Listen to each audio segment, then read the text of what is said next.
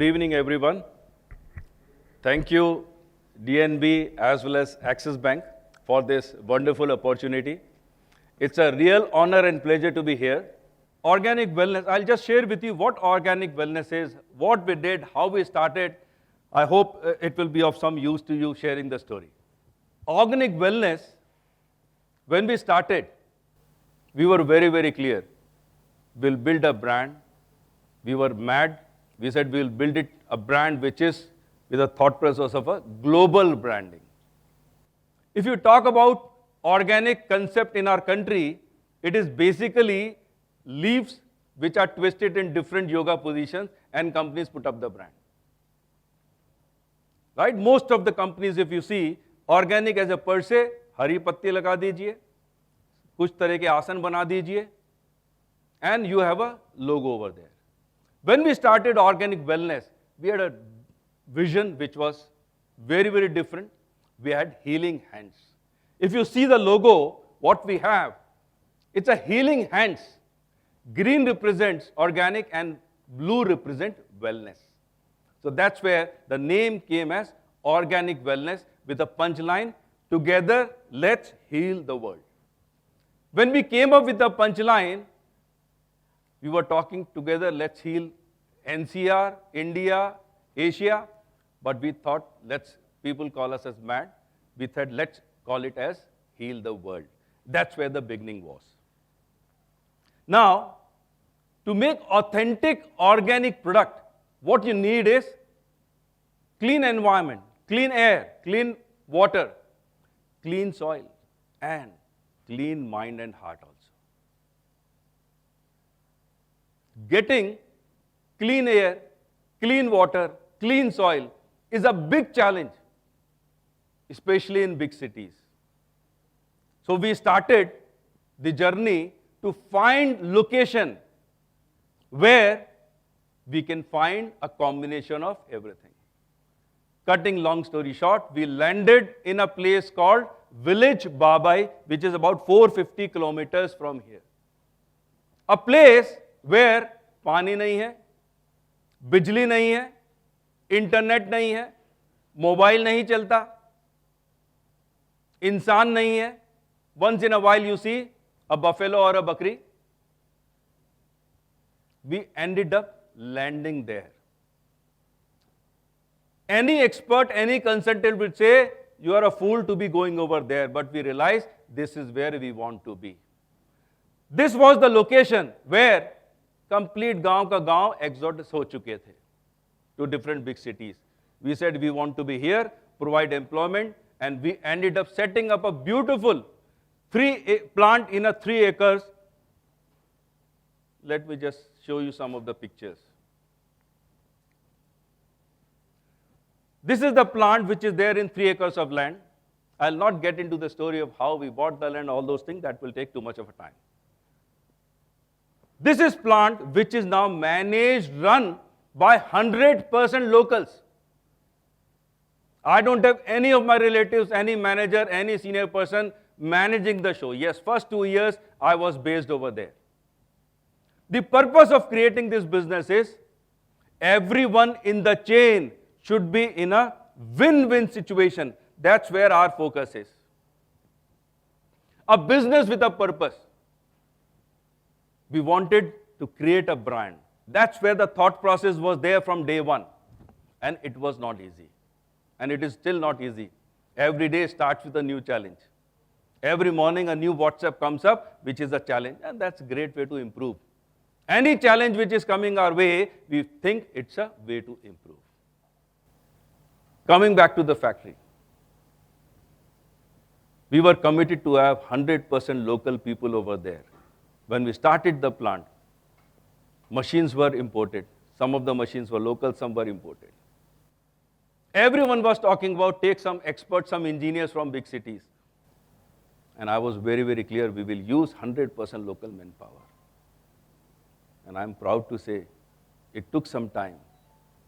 But again, it's the commitment and the passion what these people, so-called illiterate, uneducated people below 8 standard in these villages, what they do is phenomenal work. And the best is, when there is a breakdown in a machine, the guy is talking to a Chinese guy or a Taiwanese or a Hong Kong guy. He doesn't know anything about Bundelkhandi language. This guy has no idea about what the other guy is speaking, and still the machine works and they are able to do the needful. That's the beauty, little bit of technology or digital what brings in. This was not possible if we had done this before. After setting up the plant, first day when we started the production, 16-17 हजार रुपए का माल बना था करीब. I had no idea कहाँ बेचूं से. The belief was there, we are doing the right thing. Because if you have to produce organic, authentic organic, you have to take this route. It's a longer route, but the correct route. The shorter route is sit over here in any big city, कहीं से ही माल खरीदिए, pack करिए, MRP बढ़ाइए, बेच दीजिए. That will not take you places. Sitting over there, people were very, very clear the product is authentic. And believe me, sitting over there, just putting regular updates on social media, brought my first export order from Finland.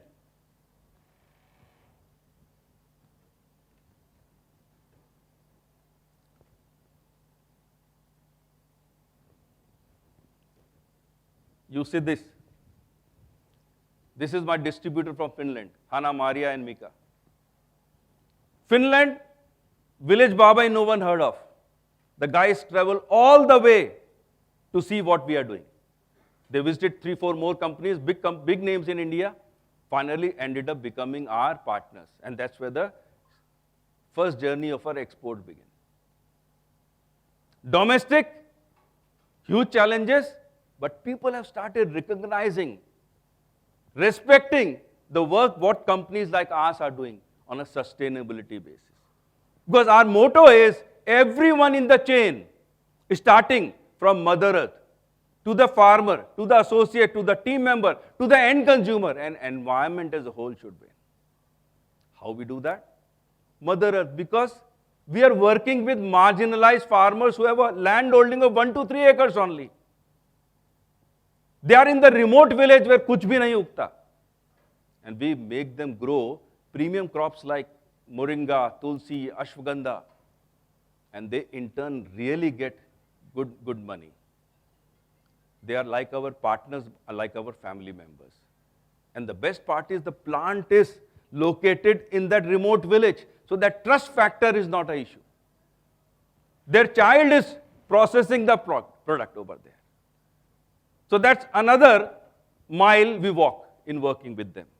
And when the product that comes out is really authentic, organic, and it meets all global standards, a product made in village Babai is now being exported to about 28 countries with good presence pan-India. And let me tell you, the company is profitable from day one.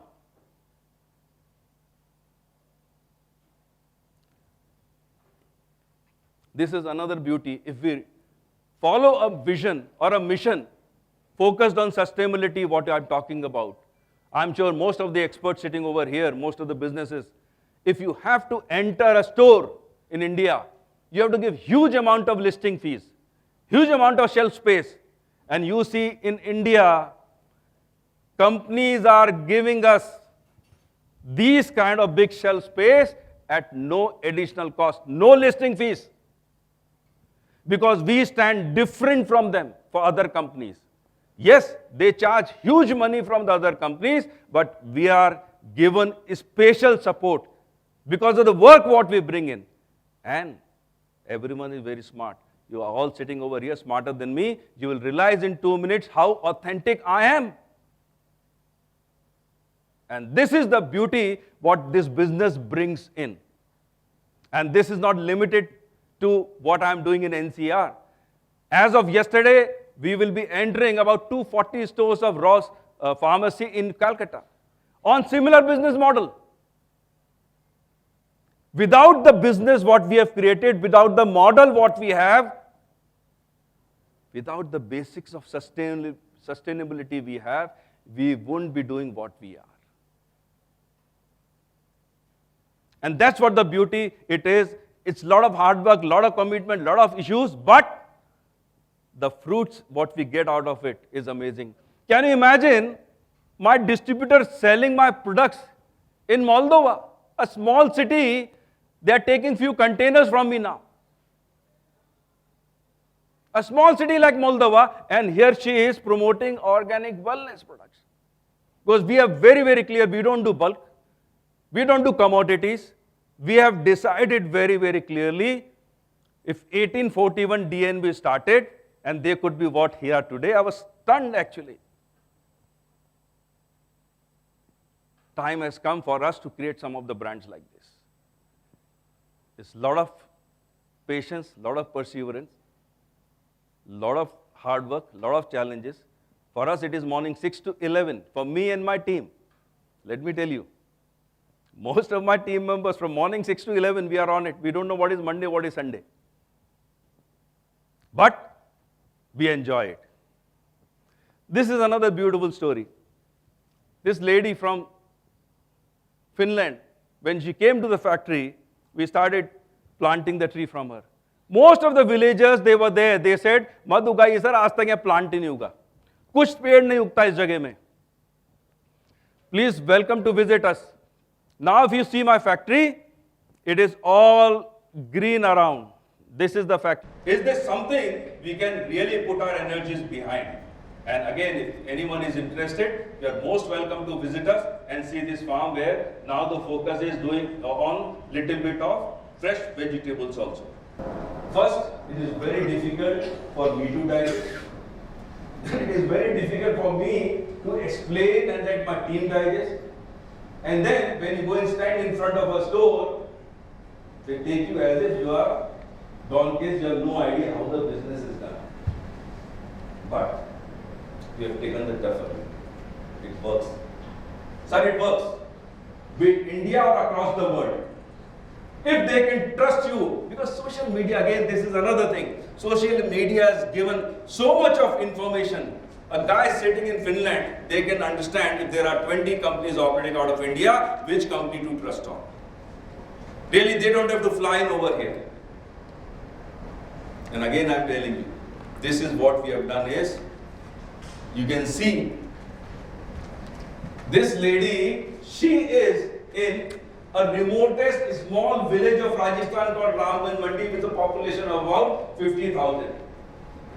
She runs exclusive organic wellness store. This is a learning from COVID. Don't open new stores. घर से ही store चलाइए. And what big cities have done? Every building is like a small city. A family of 500,000 starting a store. And the best part is the range of products what we have. They've been researched for 40 years by Dr. Narendra Singh, MBBS MD. Book published.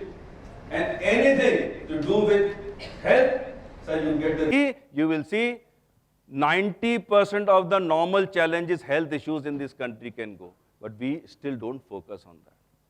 What we are trying to bring in is India's legacy, giving it in authentic form.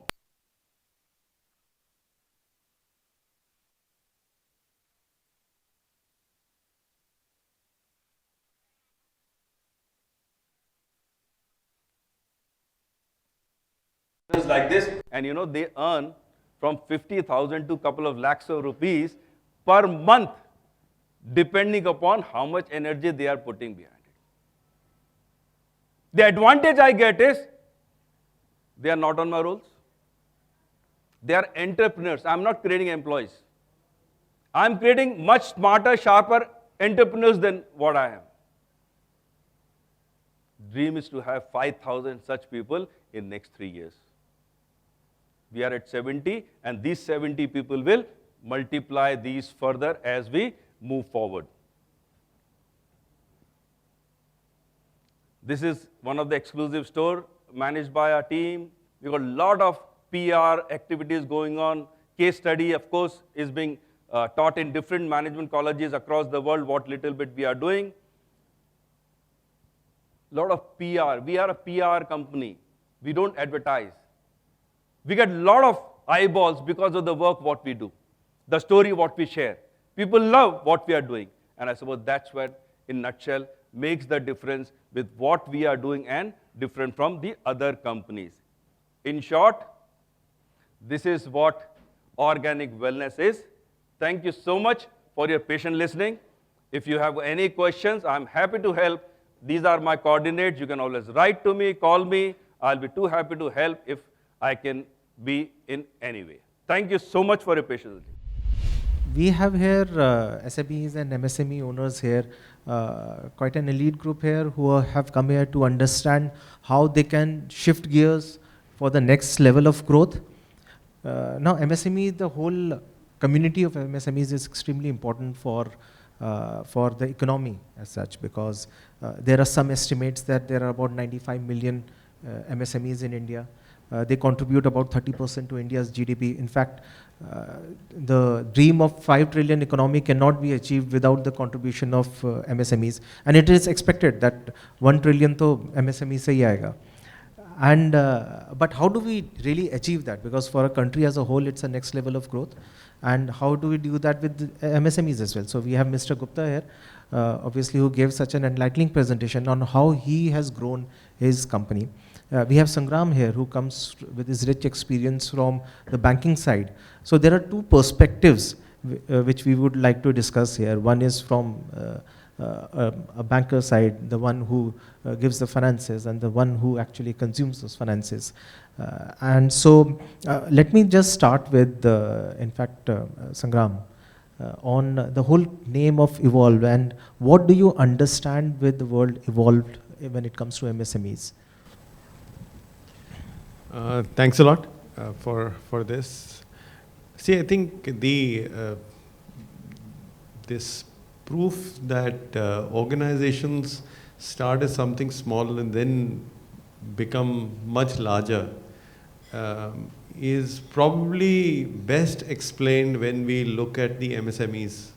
In fact, nearly all organizations that we today take for granted as very large organizations, at some point of time were very small ones, right? Very famously, there are those global organizations that started off in a garage somewhere, right? And every generation has had that tale. I think in our generation, I mean, we've nowadays seen a lot of the likes of Google and Facebook. It started off maybe in a dorm room somewhere. And before that, the previous decades had examples, HP, etc., starting off in a garage. And there have been hundreds of examples in India as well. Where organizations today, which are seen as mega companies, actually started as something small. So the concept of evolve is something along that line. That so two things. One is that there is growth. I've been fortunate enough to meet a lot of our MSME partners, and one of the things that stands out is that I think. And that's a bit of a personal connect as well. I think we, as Axis Bank, are also very hungry for growth. And I find a lot of my partners who I meet, clients, etc., they also show a lot of hunger for growth, but at the same time, are firmly rooted to the ground, right? So this yearning for growth from where you are today to where you want to be tomorrow and day after, and recognition that the way things have happened in the past is not the way things will happen in future, is I think the two pillars of the way we see evolution happening in businesses, in banking. And that's why I think this entire idea of this Evolve as a partnership platform where we can come, share ideas, look for insights, get to know each other. I think that's been the evolution of Evolve in that sense. Definitely. And Mr. Gupta, for you, from your side, and when we say evolve, it's not just about growth, it's also about changing, adapting. What do you feel about this evolution which MSMEs should make in their own business models and growth journey?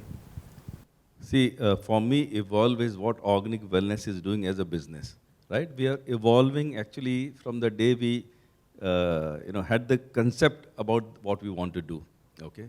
So what evolve for me is like every day, something new is coming up, something which is great for everyone, okay? Evolve is, that's what, for me, organic wellness stands for that. Evolving for me is the business idea, the business model, what we have, how we can really make it sustainable and take it to not only Indians, but across the world. And as we move forward with the time, what organic wellness can do, not only in India, but across the world to bring this delight of together let's heal the world. For me, that's the evolution what we are looking at. So you speak with such passion. That itself is inspiring. We have entrepreneurs here, and many of them, like you, are first generation entrepreneurs. Is passion enough to become an entrepreneur? जुनून काफी है या और भी क्या चाहिए?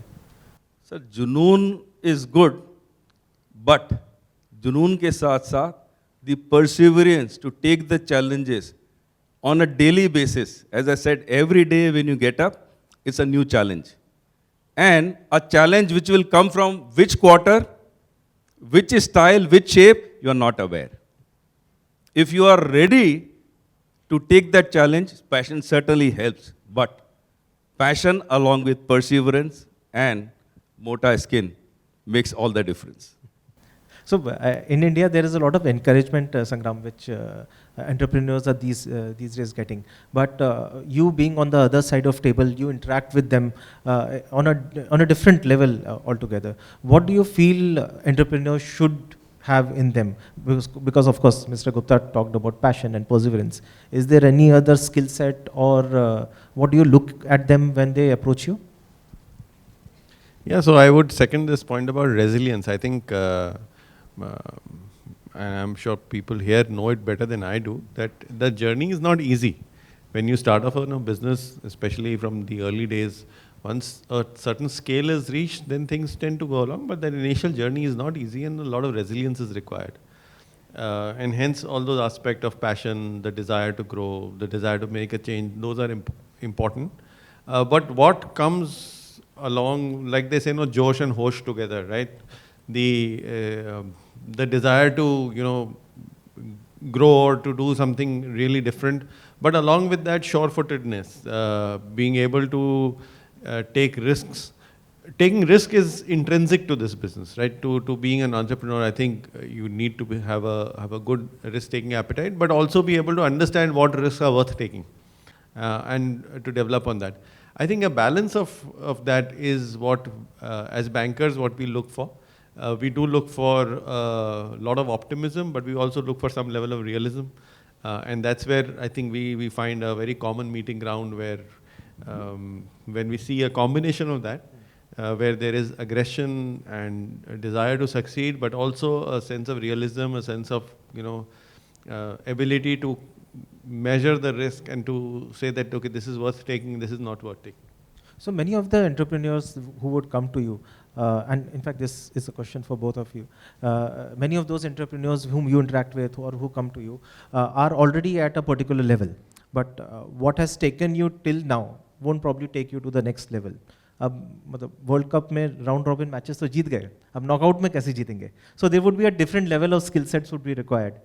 Do you feel anything that is sometimes lacking in entrepreneurs of today? Or something new which they need to get in touch with? For example, they focus more on financial management. Do you think that is lacking? In my view, what I'm looking at is partners in my business, my team. If I can get team members who are better than me, smarter than me, as an individual, I believe in giving them the complete authority and the ownership. My belief is, if I have a partner, either I should not trust him and not take him, but if I have taken someone in the business, then the belief is he or she is better than me, they will deliver better than what I have thought process is, and they are more passionate and committed than me. I suppose that is one area where we succeed very well. Be it a local villager over there or be a guy sitting in here in Gurgaon or a guy sitting in US, for us, the belief about the team members is same. And that makes all the difference for me as a business. Thank you. And Sangram?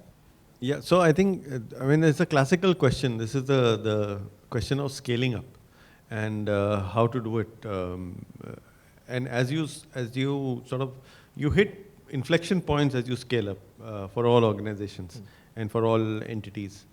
Some of the things which I think make a difference is that as an entrepreneur or as a head of a business, or when you're running a a company which keeps growing, there are some aspects which are super important, which people want to keep a control on and be on top of. For instance, a customer connect. I think that's a really important thing.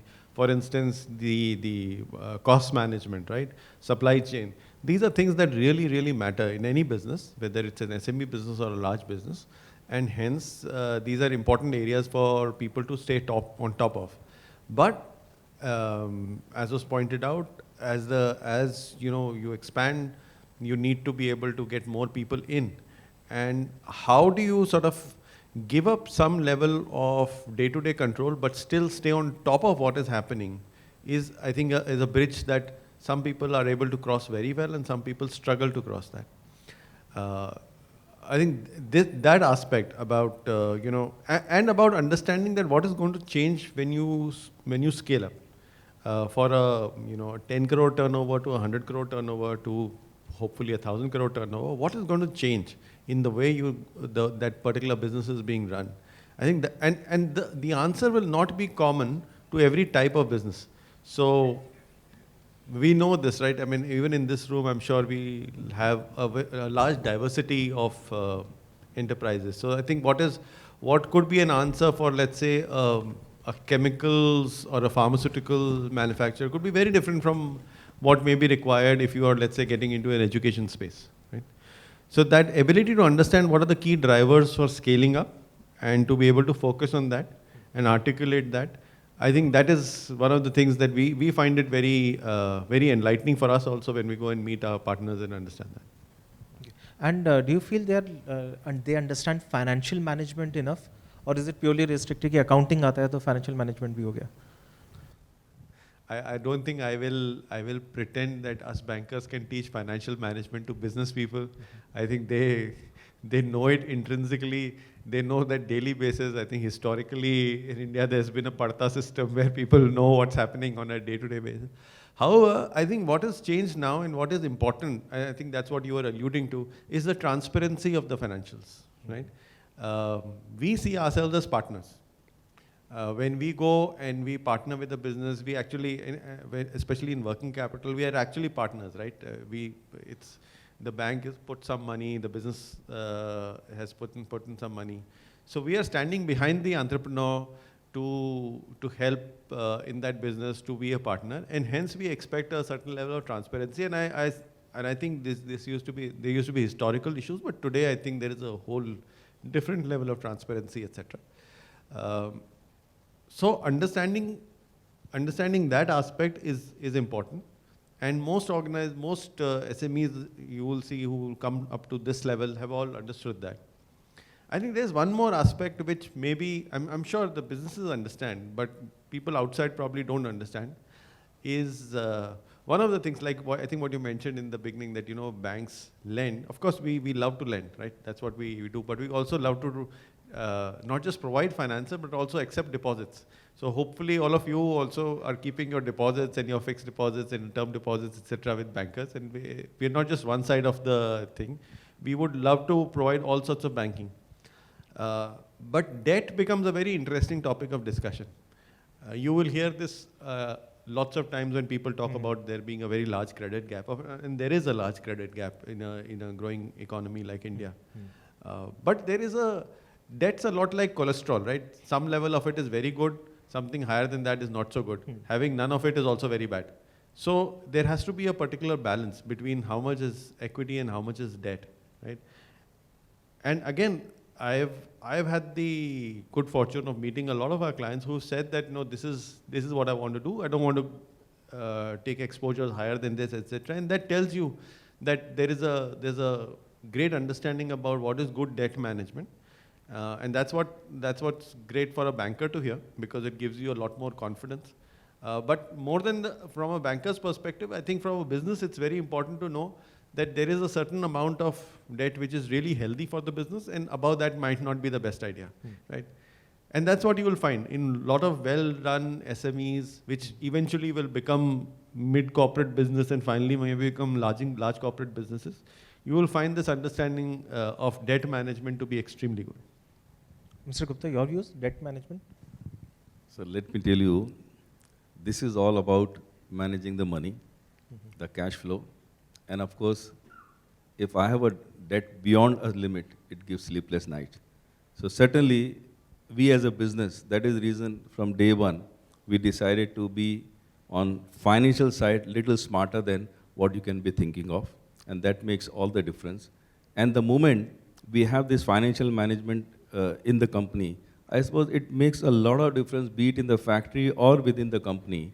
Everyone gets tuned to that idea, and that makes all the difference. And at the end of the day, everyone in the company wins, because the moment you're bringing in profitability, the share goes to everyone. But do you think MSME should get external skills into their system to understand these aspects like technology or financial skills? See, certainly yes. We have got the expertise, we have got the chartered accountants who are supporting us on a regular basis. See, one thing is very, very clear, as a business, the world is changing faster than we could expect. Honestly, if I wish I had all the skills, then I wouldn't have hired the team. I wish the team had all the skills, we wouldn't have hired anyone. Despite having the skills, it is always good to have a fresh air from the experts, because they are going around meeting thousands of people, as against we are just focused on our business. So we get a lot of inputs also, a lot of improvements when we are having these experts coming and supporting us, more as a partner, more as a friend, not as someone who is there to point mistakes. For us, auditors are the best friends. For us, our chartered accountants are the best friends. So certainly these kind of external experts are a must, I would say, for a business to grow. So yes, just seconding that. So a lot of the entrepreneurs are like the business leaders are like the team captains, right? But the captain cannot be the bowler, the wicket keeper, and the fielder at the same time. Right? It is the vision, it is the resilience, it is the passion of that captain which helps the team win. But of course, you need a team, right? So, and there will be times when there are specialized skill sets which need to be brought in. I think there's a lot of openness, and that needs to be done. So, yes, there is, as you said, there are those changes which are happening. Though you are saying that everybody cannot be an all-rounder, they would need to bring external skills as well. And I think that is also because in the past decade also there have been a huge number of changes which have come in the ecosystem. A lot of changes in consumers' own psyche, their own purchasing behavior, whether it be on the B2B side, businesses or consumer, etc. In fact, it always reminds me of Jagdish Singh ji ka ek wo gaane ka hai na, Zindagi tez, bahut tez chali ho jaise. So the whole world has changed very fast. In the past decade, each of you, what are the major changes which you have observed have happened, whether it be on the financial side or regulation or technology? If you have to pick up 2-3 major events that happened in the past decade. See, let me tell you, but for this digital transformation, what has happened in the country, be it on the marketing side or financial side, or you name any side, we wouldn't be existing. I'll be very, very upfront. Today, let me start with financial, since bankers are here. Whether I am in Delhi, Mumbai, traveling across the world, it doesn't matter. Everything is happening on a click of a button. We don't touch cash in my company. Because cash means, यदि आपने यहाँ honey रखा है, एक जगह से दूसरी जगह shift करोगे, it is impossible to shift 100%. Some sticking on the fingers will be there. But for this digitization, I don't think we would have existed. That's from the financial part. It is such an amazing efficiency we work with the bankers or across the world, money transfer within India or across the world. It takes few seconds, a click of a button, and everyone is happy and satisfied. This was not the case if you go long back. I don't know still, when I was the last I cut the check. I have no idea. Number 2, the transparency is amazing. My accounts team or anyone, everyone, they are on it, but still I'm aware of every transaction because I get the statements or the SMSs or the WhatsApp or whatever it is on a regular basis. That's amazing. Number 2, the major change what I have seen is on the digital media or the social media. Again, but for the social media, we wouldn't be existing, because that requires tons of money to build a brand. Yes, it requires money today also, but not the kind of scale what it was required earlier. So for me, I'll put these two areas, which has certainly, according to me, has changed substantially in last couple of years. I used to see television earlier. I used to read newspapers, no more. At a click of a button, I'm getting everything on my mobile phone.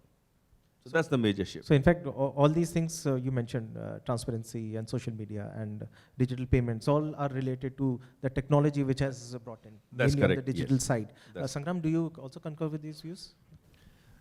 Yeah, so I think if you looked at the mega trends that happened, and people were talking about it even 5-7 years back, there were 3 mega trends which were considered. One was digitalization, the second was globalization, and third was urbanization. These were considered to be the mega trends which were there. And I think they continue. Globalization's probably taken a bit of a hit due to the current European situation, war and all that. But in long run, I think they continue. But that's at a macro level. I think one of the things that has happened because of that is that a lot of inefficiencies have begun to go away. A lot of information arbitrage which was there, that is going away. And as we go forward, I think those are the things that will change. So for instance, what you mentioned about social media, etc., that was the arbitrage between a large entity being able to do marketing spends and hence get some marketing coverage versus a small entity today going and doing search engine optimizations, Google searches, YouTube panels, etc., at a much smaller scale, right? Similarly, even when we look at banking businesses, for instance, it was larger tickets. Now today, those same things happen at smaller tickets. Earlier, 5 years back, digital payment transactions were above a certain threshold. Below that, it was simpler to take out cash and do it. Today, all of that has gone to QR code. So because of digitalization, the cost of transactions have come down, and that has led to other systemic changes which were not thought of earlier. Right? Similarly, the bit about marketing, etc., right, which has allowed for smaller, smaller budgets to work harder when it comes to marketing. Look at something like Threads, which came into the MSME space, which looked at discounting invoices, which otherwise would have been a slightly more cumbersome process. It was one-to-one. Today, there's a platform to do it. Again, because of digital enablement, right? So the digitization, globalization, urbanization, these were, I think, these were the building blocks. But what happens after that and what it leads to is a completely different set. And there are a lot of things which are fundamentally inefficiencies in the economic cycle. To some extent, I think, again, all of you probably know it better, the entire concept of working capital to a large extent is because of the inefficiency in the payment flows, right? In future, maybe some of these things will get taken care of, and hence the way we respond to business opportunities, the way we as bankers respond to the requirements will change because of all this. You mentioned a phrase on inefficiencies in payment flows, and what I understand, and we can ask the audience also here, one of the major problems which MSMEs face is the problem of delayed payments. It's estimated that about 10 lakh crore is stuck in delayed payments. And we can ask the audience here, how many of you actually, with a show of hands, how many of you actually face this as a major problem, that the payments are delayed? Payment delays हो रहे हैं, लेकिन working capital अपना flow तो thin है. Sir said कि financial management होना है, लेकिन payment नहीं आ रहा. एक तरफ हमारे digital payments में efficiencies आई हैं because it has become much easier. The cost of transaction has reduced. At the same time, there is this problem of delayed payments. How do you view it? One as a banker and second as a person who would have probably faced this as a challenge too. So I think this is exactly the example of an inefficiency in the system, and because of interconnectivity, right? We understand that payment flows from entity one to another are then connected to downstream further payments and upstream further payments, etc. But at the end of the day, if you had a sort of an imaginary situation where there was complete transparency, everybody knew exactly where the origin of the money was, right? Then these payments would be instantaneous, right? Or else, even if the payment wasn't instantaneous, the guarantee of the payment would have been instantaneous, and there would have been no risk in the system. That risk exists because there is information inefficiency and other physical inefficiencies. But I think it's getting better. I think the same, and again, folks in the room will know it better than I do, but probably 5 years back, 10 years back, 15 years back, it was worse. So hence, I'm assuming that 5 years from now, it will get better. And like I said, Trades was an example of that. Today, maybe about 40,000 crores is flowing through that. It's still a small number, but it tells you it can be done. So to add one more zero, and that's one of the things we've seen in inflection points, right? You know, if you look at any of those curves, mobile phone growth, digital payments growth, any such example, there is you don't know where you are until the graph just moves rapidly upwards. And I think the same kind of things could happen with some of these financial services as well. True. Mr. Gupta, in fact, you to insist on advance payments. See, my view is I'm delighted the way things have moved as far as these payments are concerned in India and across the world. From overseas, sometimes we get payments same day from countries like Hong Kong and Singapore, and from countries like US and all, you get maybe 1 to 3 days time. That's what the normal lead time is, as against couple of weeks, maybe a few years back.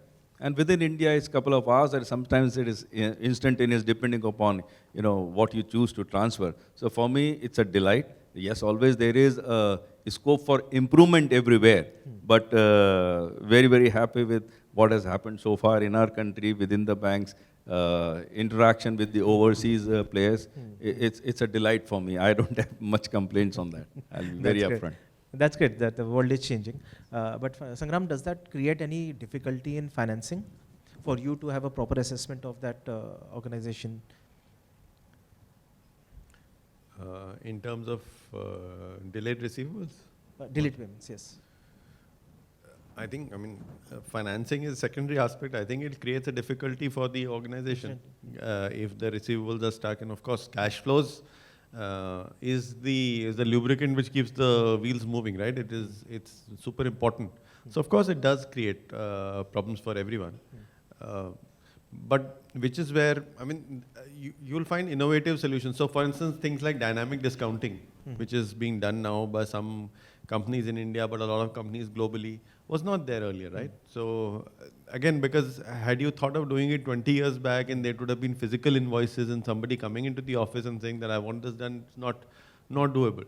Today in a digital manner, it's doable. Maybe 5 years from now, where the information is fully sort of liberated and known to everybody, maybe you don't even need dynamic discounting. Somebody else will discount without the principal even knowing about it, right? So, so I think there are, in terms of the original question about, what are the things which are happening now which could change the shape of business in future? I think this could be one of them. Of course, this is, again, having predictable cash flows is one of the most important things, for whether it's for a business or for the bank, right? That predictability of cash flow is super important. And not having it or having disruption in it is a pain point.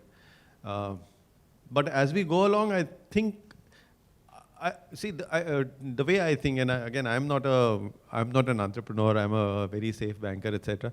But I think that, the core of whether a business will succeed or not is not around the financials, right? It is around whether the product is great, whether the service is great, whether the business has understood a product market fit, etc. Our desire and hope as a banker is that all the other aspects around the financial management, whether it could be managing payments, whether managing collections, lending, etc., those go away from being a headache for the SME entrepreneur, and they become something that the bank can provide, right? So that the entrepreneurs can focus on doing what they do really well, which is to create and to serve a market. You mentioned a good word, headache. So you take the headache from the entrepreneur. So what all does Axis Bank then partner with the entrepreneur to take away the headache? Can you touch upon those? Okay, so I think as Axis Bank or any other bank, we would look at anything which is to do with banking, whether it is to do deposits, whether it is to look at trade services, whether it is to look at cash management, export financing, providing guarantees, any of those aspects, as well as individual personal banking. Anytime there is money involved, we are very happy to step in and partner with our clients and provide them a solution. So, and I'm glad to know that a lot of our partners are taking very many solutions. So, at the end of the day, while we put some fancy name, but the requirement of from a banking service is pretty basic, right? It is to manage receivables or payables, or to pay some money in advance, etc. And that's what we try to do as the bank. So we've been like about 30 odd months since the start of the pandemic, and everybody, of course, goes without saying, face some difficulties. Mr. Gupta, you would have also faced certain kind of difficulties. Can you touch upon that? That was a difficult phase. It impacts the organization in many different ways, not just financially, but also their own customers, their own employees. How did you tide over this difficult period? So I'll tell you, COVID certainly impacted, because everyone was impacted as a human being. So certainly it impacts the business also. For me also it was impact. But for me, the real delight was we didn't lose any of our friends or team members. Okay, that was a big relief, because that was the only tension that time it was going through us. We were not worried about the business. We knew if we survive, we'll be able to run the business. So that was one thing. But did COVID affect us? Yes, in a many way. But we had great learnings from COVID. And post-COVID, I'm telling you, we could reduce our costs substantially. It gave us such an eye-opener in front of us. Why the hell we were doing? Ye kyun kar raha tha? The simplest example, I used to travel to my factory every month, maybe fortnightly. That was a waste, I realized. Just for the fun, I was traveling. What COVID told me, if you don't go, it runs better. Seriously, I'm telling you. Same thing. My team used to travel across, India and world in participation in, many international fairs just for the heck of it. We realized we are meeting the same guy, same girl, same sari, same biryani. Why the hell we go all the way there? Better is Zoom. Better is online. Even within India now, I'm telling you, we don't travel. It is comfort for our partners as well as for us. So in short, yes, it was a pain. It was a lot of challenges over there. But the positive side, it is helping company to really function much better now. We are very much well prepared now, I would say. We have built-in efficiencies because of the COVID time. Did it give you then that kind of pause to rethink and review what you have to be doing? I get that. Yes, it gave only pause that time, So certainly it was, a challenge also, but it gave us a lot of support post the COVID period, yes. Sangram, and from your side on the MSMEs who approached you, and some must have been in quite dire straits at that time. So I sort of look at those three parts of COVID, right? The first, the one that hit us initially, where people really had no idea what was happening. That was in the March, April, May of 2020. Then came the Delta wave, right? Yes. And then finally came the Omicron wave. I think what I saw was, I think Delta wave was probably more painful individually from a health, and we were not that fortunate. We actually lost some of our team members, very unfortunately. But Delta wave, I think, was really difficult from a personal perspective for a lot of people, from a health perspective. But it did not disrupt business as much as the first wave did. And I think that the main difference was that, and I think Omicron hardly had a ripple on businesses, right? There was some disruption in travel, etc., but there was very little on the business. And I think this comes down to what somebody had once described as known unknowns versus unknown unknowns. Right?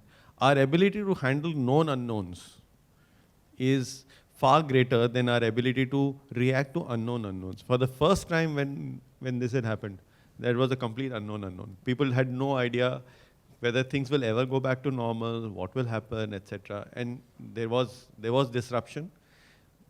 Great point was to see the resilience that once that disruption was over and things started getting back to normal, or not back to normal, but at least when things started opening up, businesses were able to respond, react, the agility that was shown, the adaptability that was shown was really good. During Delta and Omicron, I think what was shown that, okay, this is a known unknown. We don't know when the next wave can hit us, but we know what will happen when it will hit us, right? So that's a great power to have. Now, the problem with the unknown unknowns is that by definition, they are unknown, right? We don't know what. So I don't think we'll be bothered about the next, this kind of pandemic if another thing comes along, but there could be other things which we've never thought of.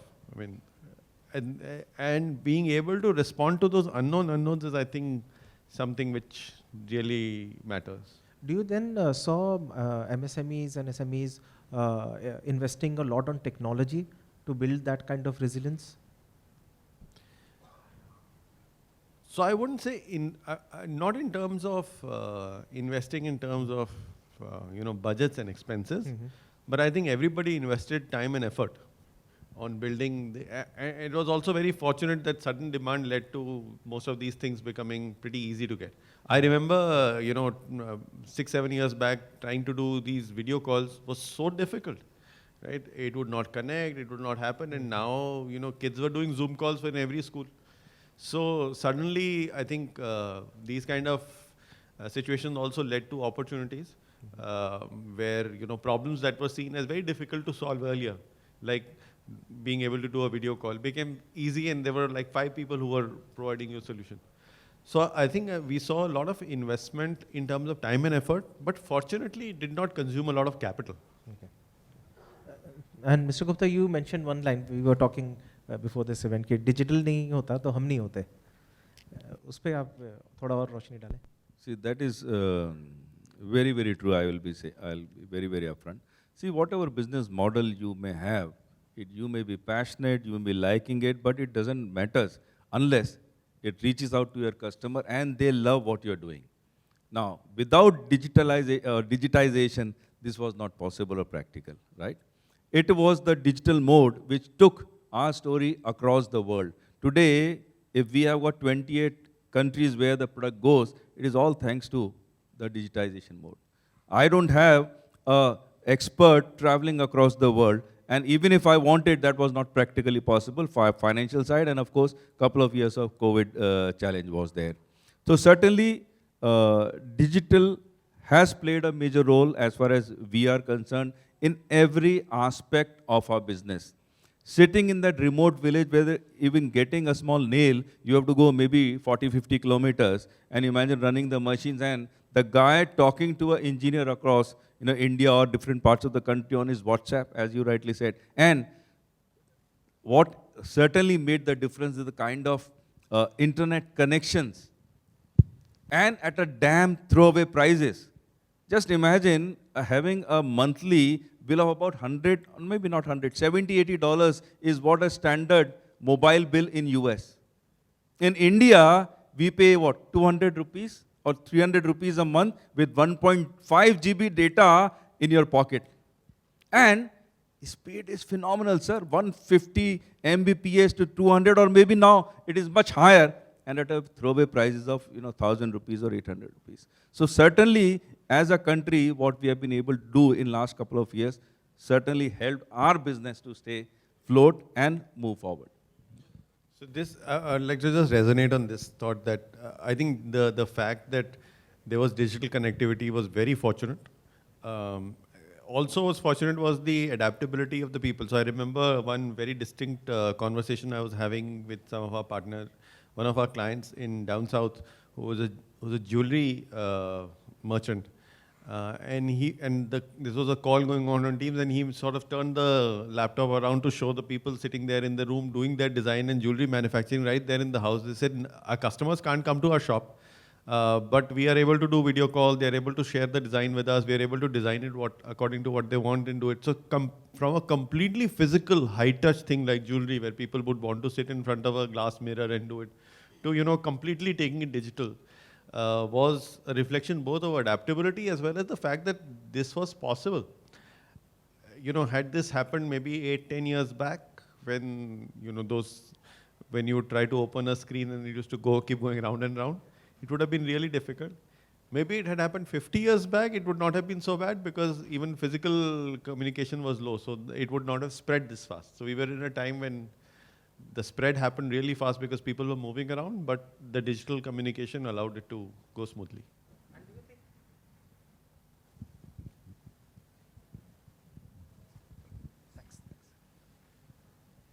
do you You can use this. And do you think that that technology, and because we are getting it at throwaway prices and good speed, etc., has that improved access to international markets? Yes, certainly, as I said, without this technology, we wouldn't be in many markets as we are. And the way we have been able to communicate to the international people. And let me tell you, because of this technology, a guy sitting somewhere in Spain, he may not know the local language of that village, but they love talking to the guy. They love seeing the guy using the WhatsApp and the videos over there. I suppose again, it's a new learning for me. I always thought I have to communicate in English and talk to the guys across the world, but no, I'm wrong over there. In fact, my guys communicating the local Bundelkhandi language with the guy who speaks Spanish. Then I realized the guy also doesn't know English very well. So it really, the communication between the two happens over a video, maybe not knowing much of the language, but the body language makes the difference. Sangram, your view? And do you feel that are SMEs investing enough in technology as far as, say, for example, in automation, their comms, their ops? Investing enough in technology is always a very difficult question to answer. I think all organizations at one point of time, whether SMEs or large, feel either they have underspent or overspent. Nobody thinks that they have spent just the right amount.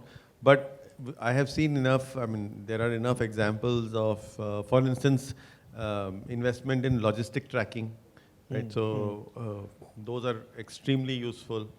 Investment in inventory management, I think those kind of expenses have been extremely useful. I think the communication investment has probably been really low now because I think, like it was mentioned, it's probably extremely cheap to manage communications in India.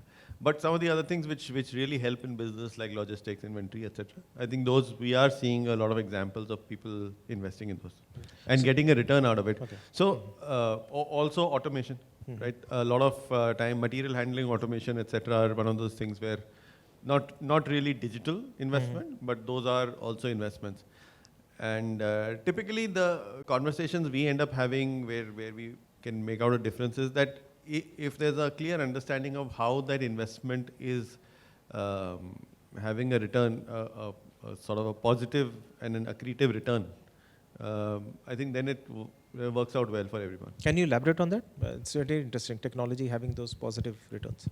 So for instance, you'll find a lot of, let me take some examples, like let's say handicraft manufacturers, etc., who are investing in having better material handling in their shop floors. Right. Some of it is to also comply with the global standards, but some of it is just to drive efficiency. Now, how does that efficiency translate into the P&L? Right. Obviously, there are some businesses, like for example, the one which I mentioned, where there can be rejections, and those rejections have a cost associated with it, right? And if you are able to automate some of those things, the rejections go down. The time that spends go down, and hence working capital requirement goes down. And you start seeing a full return on the books of those investments. So I think that's an example of where we think the math has been done while making the investment. There are some cases where people go on gut feel, and a lot of decisions are taken on gut feel. We understand and respect that as well, that there is intuition in this business. There are some people who drive it by intuition. Sometimes we agree with that intuition, sometimes we don't agree with that intuition. That's the only difference. I think when you do it on an Excel sheet, it is easier to agree with it. Yes, definitely. So yes, it all comes to a lot of data collection as well at their end. And data is, it's a very common thing to say, data is the new oil. And of course, that is something which is fueling the whole economy at one level. Governments are focusing on data a lot. The large enterprises enterprises are focusing on data a lot. Do MSMEs really need to spruce up their own data collection as far as, not just I'm talking about data collection of their customers, but data collection of their own processes that they are doing, quality control, logistics tracking? Very, very important for us. Unless we measure what we are doing on a regular basis, I don't see we can improve on it. And this is where, again, the kind of technology what we have, people who are not even 8th standard pass, they are able to adapt to these simple measures. A guy who is not even 8th standard is doing amazingly well on Facebook. He's on LinkedIn, sharing daily updates of what is happening over there.